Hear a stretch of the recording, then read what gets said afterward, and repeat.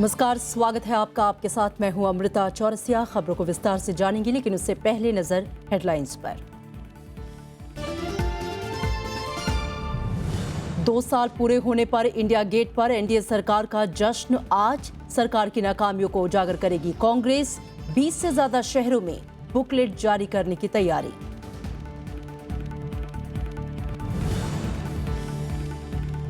पुदुचेरी में सरकार बनाने की कोशिशें तेज। शीला दीक्षित और मुकुल वासनिक की मौजूदगी में कांग्रेस विधायक दल की आज बैठक। मुख्यमंत्री के नाम पर नहीं बन सकती है सहमति।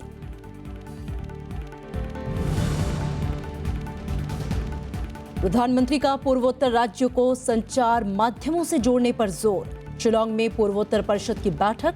8 राज्यों के मुख्यमंत्री, राज्यपाल हुए शामिल।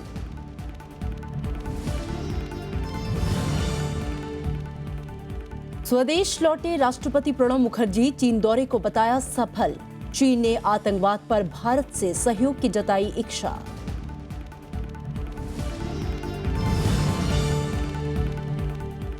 और सीबीएसई बोर्ड की 10वीं परीक्षा के नतीजे आज दोपहर 2 बजे सीबीएसई के साइट पर आएंगे परिणाम। करीब 15 लाख छात्रों ने दी है परीक्षा।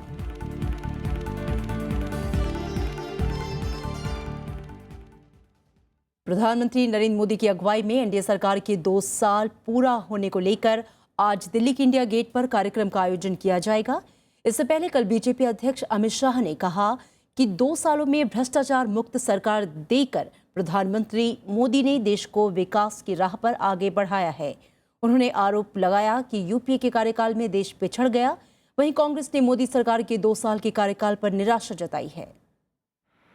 केंद्र की एनडीए सरकार के 2 साल पूरे होने के मौके पर दिल्ली में बीजेपी के राष्ट्रीय अध्यक्ष अमित शाह ने प्रेस कॉन्फ्रेंस करके सरकार की उपलब्धियां गिनाई। अमित शाह ने कहा कि 2 सालों में देश ने विकास की नई ऊंचाइयां छुई हैं। ये पूरे विकास पर्व के अंदर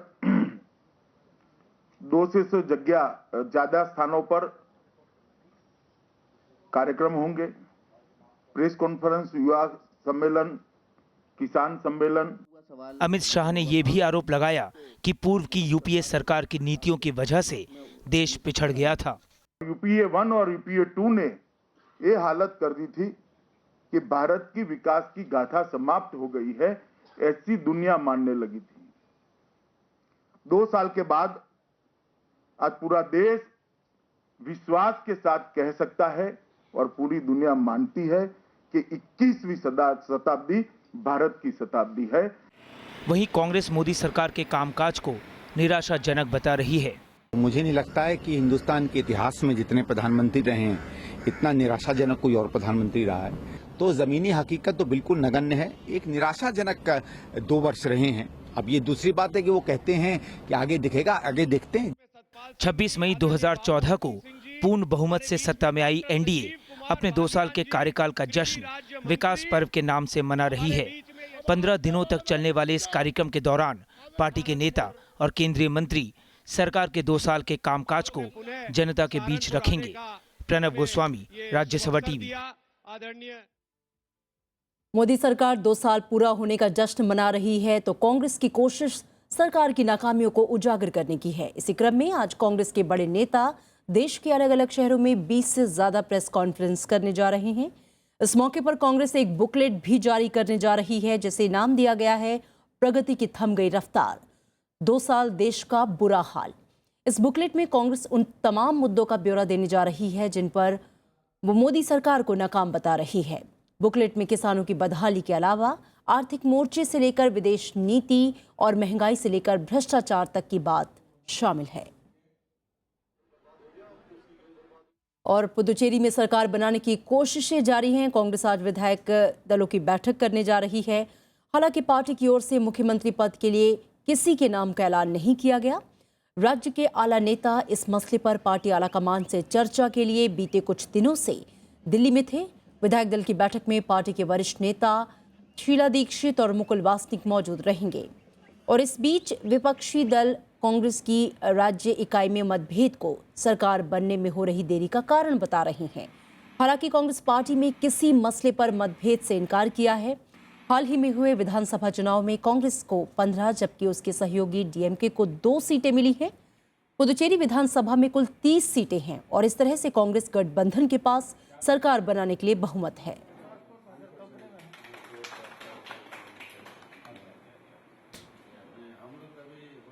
और पश्चिम बंगाल में तृणमूल कांग्रेस की दूसरी पारी शुरू हो गई है। कल टीएमसी प्रमुख ममता बनर्जी ने लगातार दूसरी बार मुख्यमंत्री पद की शपथ ली।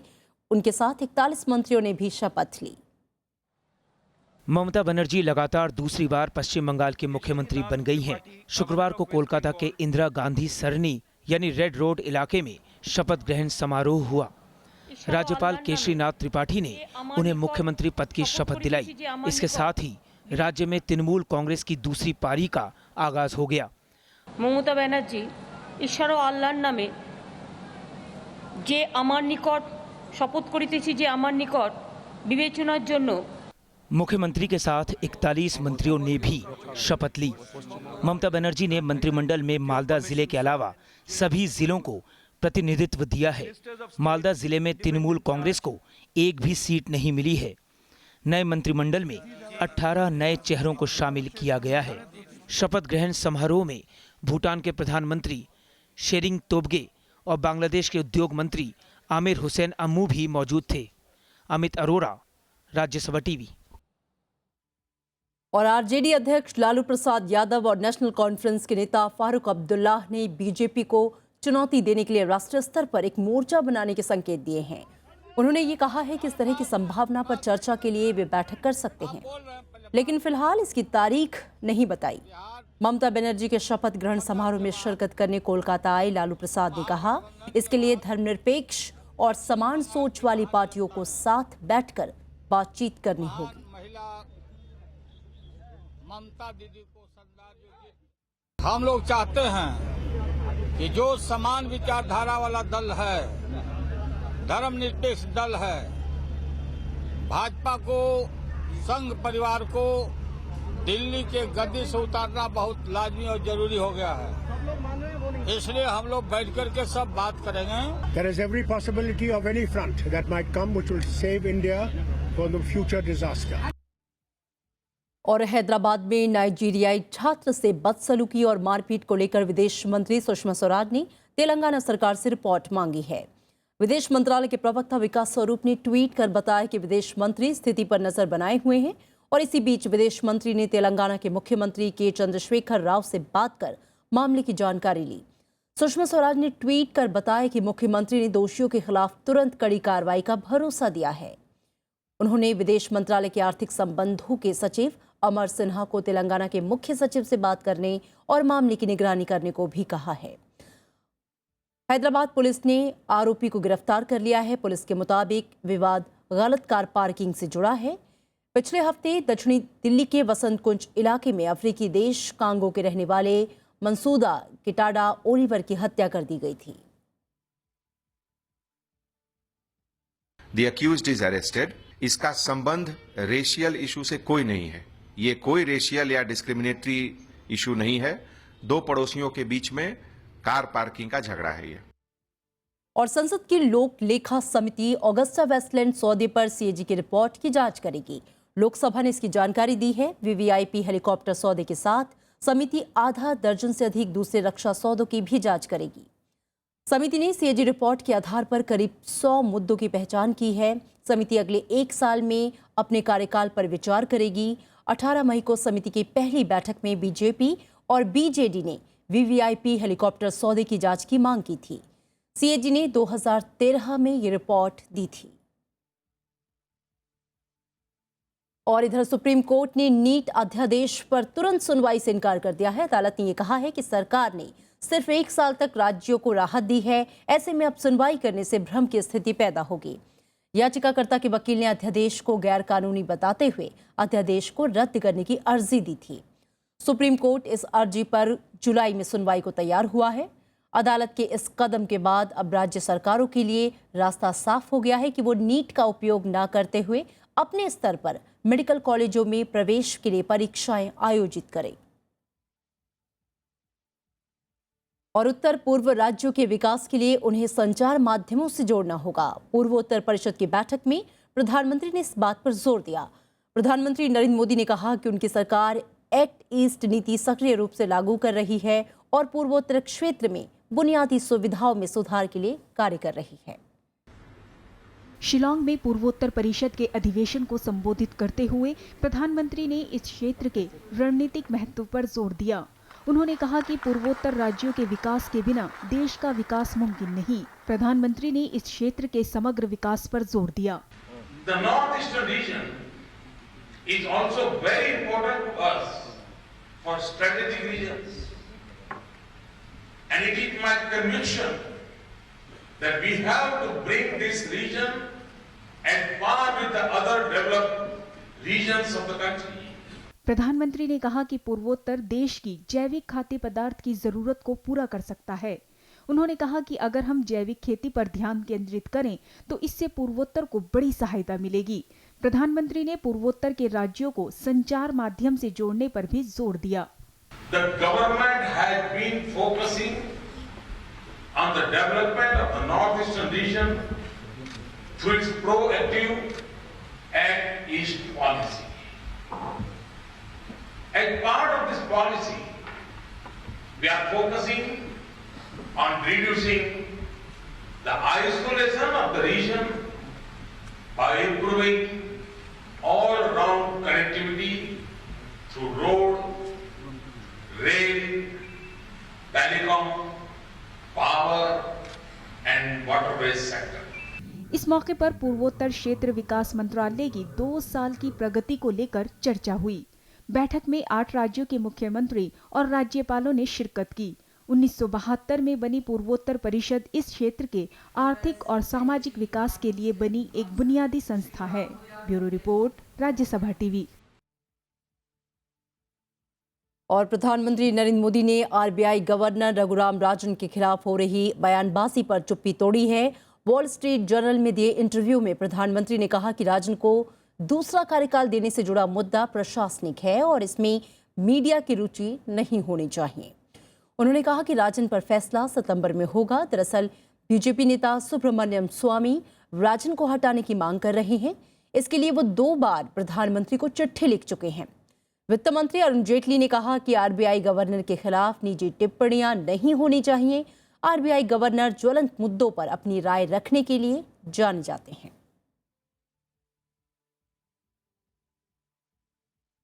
और सीबीएसई बोर्ड की 10वीं परीक्षा के नतीजे आज घोषित किए जाएंगे। सीबीएसई के मुताबिक नतीजे दोपहर 2 बजे घोषित किए जाएंगे। छात्र बोर्ड की वेबसाइट www.cbse.nic.in पर नतीजे देख सकते हैं। साथ ही स्कूल खुद अपने पूरे नतीजे बोर्ड से पंजीकृत ईमेल आईडी पर हासिल कर लेंगे। इस साल 10वीं कक्षा की परीक्षा 1 मार्च से 28 मार्च तक चली, जिसमें करीब 14,99,122 छात्रों ने परीक्षा दी। इन छात्रों में 8,92,685 लड़के और 6,06,437 लड़कियां शामिल थीं।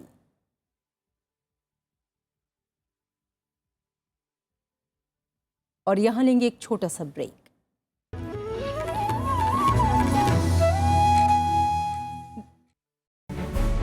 कलम गवाह है में इस बार देखिए मलयालम मनोरमा के प्रधान संपादक मामन मैथ्यू से बातचीत का दूसरा भाग। I have demolished the theory that owners cannot be professional. If you agree to paid news, it is better the journalists give up the pen or the mouse or whatever it is and sit at home and enjoy. कलम गवाह है शीर्ष संपादकों से संवाद सिर्फ Rajya Sabha television पर।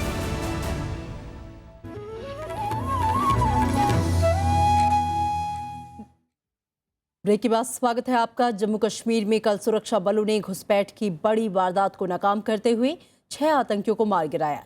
इस कार्रवाई में सेना का एक जवान भी शहीद हो गया। कुपवाड़ा जिले के नौगाम सेक्टर में आतंकी नियंत्रण रेखा पार करने की फिराक में थे। आतंकियों से बीते 2 दिन से मुठभेड़ चल रही थी और सेना ने 4 आतंकियों को मार गिराया। आतंकियों से लोहा लेते हुए हवलदार हंगपत दादा को जान गंवानी पड़ी। बारामूला जिले के तंगमार्ग इलाके में आतंकियों के छिपे होने की सूचना मिलने के बाद अभियान शुरू किया गया और हिजबुल मुजाहिदीन के 2 आतंकी मारे गए।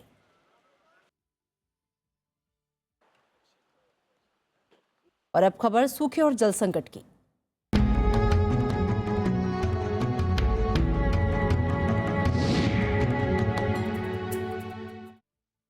सनसिटी के नाम से मशहूर जोधपुर के ग्रामीण इलाके में इन दिनों भारी जल संकट से वो जूझ रहा है। तापमान रोजाना नए रिकॉर्ड बना रहा है और गर्मी से इस साल कई लोगों की मौत हो चुकी है। ये है जोधपुर का पालड़ी मांगलिया गांव। मारवाड़ की प्राचीन राजधानी मंडोर के करीब बसी इस ग्राम पंचायत की आबादी करीब 5300 है। आसपास के इलाकों में पत्थर के कई कारखाने हैं। इसके बावजूद रोजगार के लिए आबादी का बड़ा हिस्सा खेती पर निर्भर है, लेकिन सूखे ने खेती बर्बाद कर दी है। लोग पानी की बूंद बूंद को तरस रहे हैं। नहीं, हमारी जो जमीन पंचायत की है, तो जैसे अवैसी हो न काटी तो उसको सीधा पैसा हमारी पंचायत के ऊपर खर्च करना चाहिए। सड़क है, पानी है, बिजली है, इसके ऊपर डेवलपमेंट के लिए। सूखे की मार खेती के अलावा पालतू जानवरों पर भी पड़ रही है। चारे और पानी की कमी के चलते कई पशु दम तोड़ चुके हैं। लोगों का एकमात्र सहारा विष्णु कुंड है, लेकिन इसका जलस्तर भी कम हो रहा है। मारा जोर से भगवान विष्णु को रथ उतरी आता है क्या? जनों के बोलो कि हमारे कोई कमी नहीं है, हमारे जल की कमी है। जब भगवान विष्णु गंगा खड़काई। यहाँ किसानों के लिए सबसे बड़ी तो ये होती है कि तुरंत कोई राहत कार्य हो तो वो उसके काम आते हैं। यहाँ आग लगने के बाद कुआं खोदने जैसी स्थिति है। जोधपुर जिले की बाकी 466 ग्राम पंचायतों का भी यही हाल है। जिले में 22 लाख से ज्यादा आबादी गर्मी और सूखे से बेहाल है। सरकार कोई सुविधा नहीं है। टैंकर नवाड़ा 500 रुपये लेवे। 500 रुपये सरकारी टैंकर नहीं आता? नहीं आता है? बिल्कुल नहीं आता। इसके लिए कोई चारा का इंतजाम नहीं हुआ है। और हमारे गौचर भी है हमारे गांव में, उसमें भी कोई चारा इतना नहीं आता है और नई गवर्नमेंट इसकी सुविधा दे रहे हैं। गर्मी और सूखे का असर पर्यटन उद्योग पर भी पड़ा है। इस बार देशी और विदेशी पर्यटकों की आवाजाही कम हुई है। हर तरफ हाहाकार मचा है और लोगों की परेशानियां फिलहाल खत्म होती नहीं दिख रही। पूरा जोधपुर जिला भारी जल संकट और अकाल से छटपटा रहा है। ग्रामीण इलाकों में हालत बहुत ही खराब है और हालांकि प्रशासन का दावा है कि यहाँ स्थितियों को बेहतर बनाने के लिए तमाम कोशिशें की जा रही हैं, लेकिन अभी भी तमाम इलाके राहत से वंचित हैं। कैमरामैन प्रेम के साथ अरविंद कुमार सिंह, राज्यसभा टीवी, जोधपुर। और राजस्थान के भीलवाड़ा समेत कई जिले जल संकट को लेकर डार्क जोन में जा चुके हैं। भूमिगत जल का अंधाधुंध दोहन और नदियों, तालाबों और जलाशयों का सही प्रबंधन नहीं होना इसकी खास वजह है।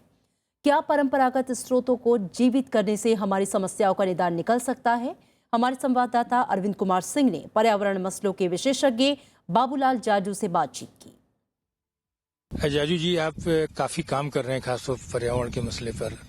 तमाम जगह जो नदियों में इंक्रोचमेंट हुआ है या जो झीलों में हुआ है, ये जो जल संकट है राजस्थान में, ये भी कहीं उससे कुछ जुड़ा हुआ है? राजस्थान में जो पर्यावरण संकट के साथ जो इन पिछले 10 सालों में जो जल संकट जो विकराल होता जा रहा है, उसके लिए सरकार के अधिकारी और नेता तो दोषी है, पर उसके साथ हम जनता का भी दोष कम नहीं है। सारी राजस्थान की नदियां, चाहे वो कोठारी हो, बनास हो, बाड़ी हो, गोमती हो, जितने भी नदियां हैं, जितने भी तालाब हैं, जितने भी बांध हैं, आज रीते पड़े हैं और पेयजल के लिए आदमी को दर दर की ठोकरें खानी पड़ रही है। ऐसा कोई तालाब नहीं बचा, चाहे वो गांव हो, शहर हो, कस्बा हो, सारे तालाबों का क्षेत्रफल लगभग आधा रह गया है। जब पानी की भराव क्षमता कम हो गई है तो जल संकट तो खड़ा होना ही है। क्योंकि आपका लगातार इस पे काम रहा है, ये तो हम देख रहे हैं कि इंक्रोचमेंट बहुत सारी जगहों पर हुई है। इससे उबरने का रास्ता क्या है? एकमात्र रास्ता है उबरने का कि सरकार ईमानदारी से प्रयास करे, राज और समाज मिलकर के वर्षा के जल को 100% बचाए और जितने भी सरकारी इमारतें हैं, चाहे वो कलेक्ट्रेट हो, पुलिस अधीक्षक का बंगला हो, चाहे नगर परिषद की इमारतें हो, यूआईटी, जेडीए, जितनी भी इमारतें, उनमें वर्षा का पानी जमीन में जाए और जमीन में जल स्तर बढ़ाए, भूगर्भिक जल स्तर बढ़े। और लगातार चौथे दिन शेयर बाजार में कल तेजी रही। सेंसेक्स 287 अंकों की उछाल के साथ 26,654 अंकों पर पहुंच गया।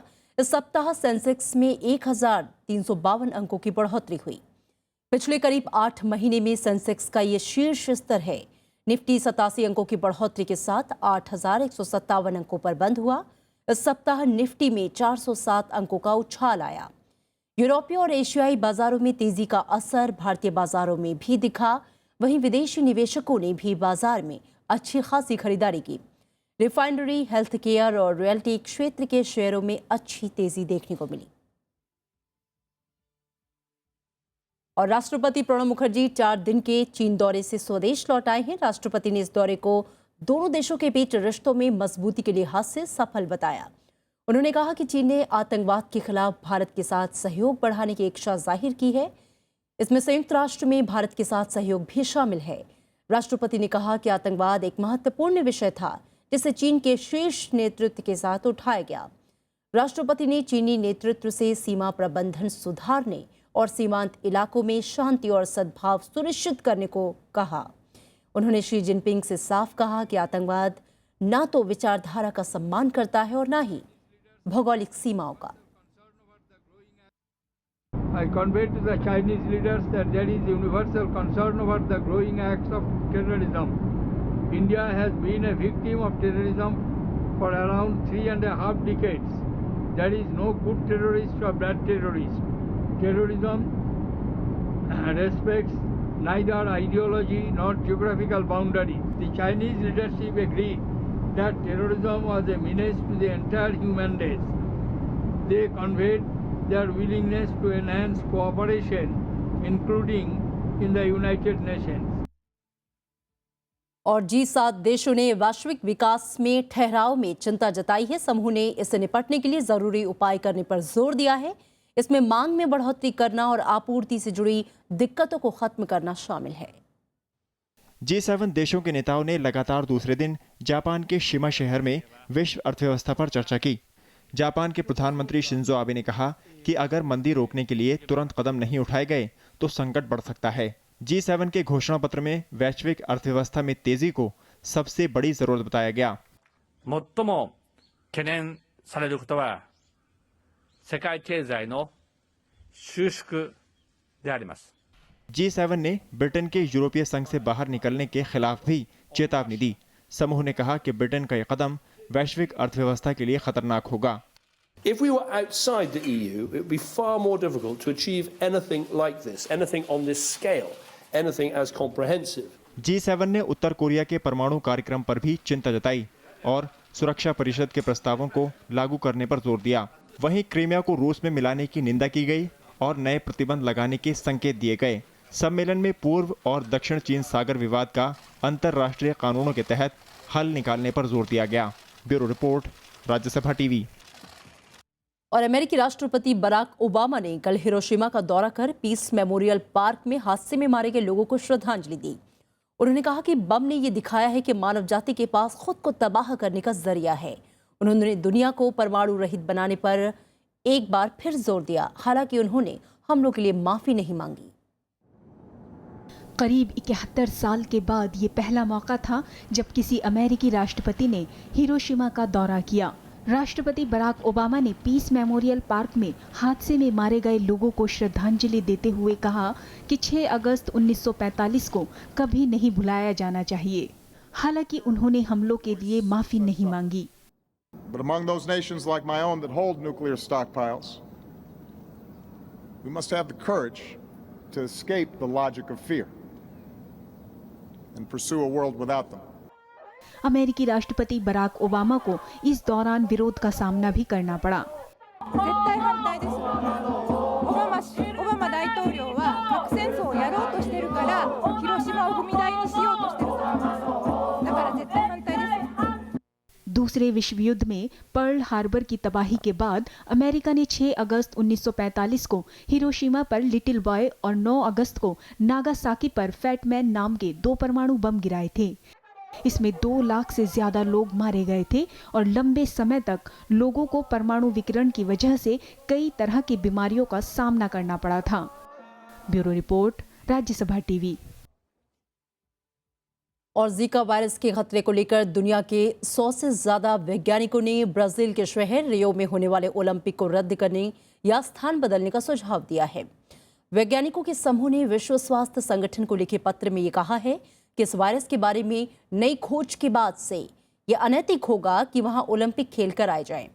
वैज्ञानिकों ने WHO से जीका वायरस को लेकर दिशा निर्देशों में तुरंत बदलाव करने की अपील की है।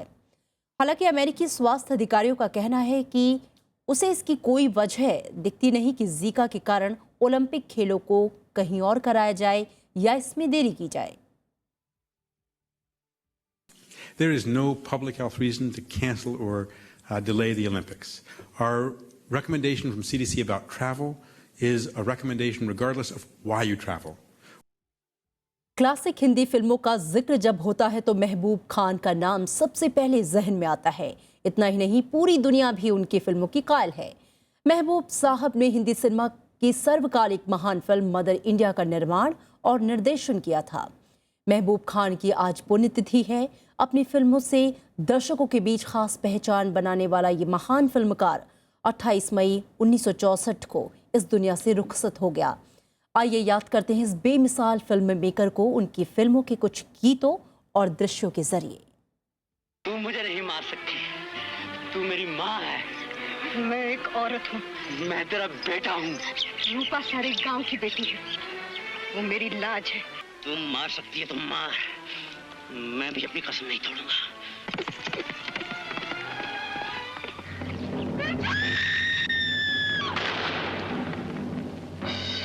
दिल में छुपा के प्यार का तूफान ले चले, हम आज अपनी मौत का सामान ले चले। ये फूल सिर्फ आप पर ही खिलता है राजन बाबू जी, आप तो तकल्लुफ करते हैं। दिलीप साहब, मुझसे ज्यादा ये आप पर सजता है। ये मेरी सजावट नहीं, आपकी नजर का धोखा है।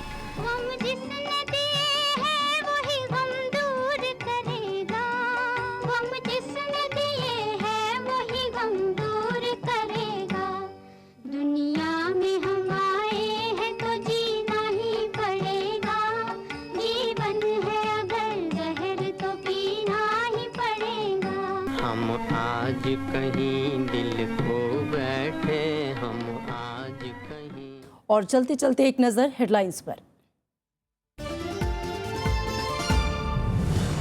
2 साल पूरे होने पर इंडिया गेट पर एनडीए सरकार का जश्न। आज सरकार की नाकामियों को उजागर करेगी कांग्रेस। 20 से ज्यादा शहरों में बुकलेट जारी करने की तैयारी। पुदुचेरी में सरकार बनाने की कोशिशें तेज। शीला दीक्षित और मुकुल वासनिक की मौजूदगी में कांग्रेस विधायक दल की आज बैठक। मुख्यमंत्री के नाम पर नहीं बन सकती है सहमति।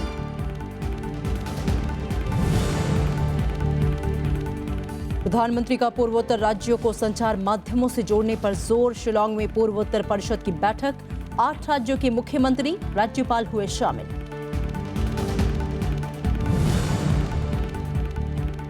स्वदेश लौटे राष्ट्रपति प्रणब मुखर्जी। चीन दौरे को बताया सफल। चीन ने आतंकवाद पर भारत से सहयोग की जताई इच्छा।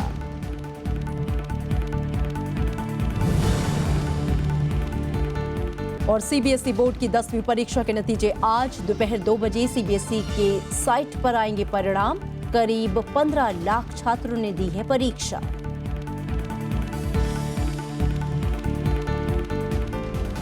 और फिलहाल खबरों में इतना ही। आगे देखिए देश देशांतर।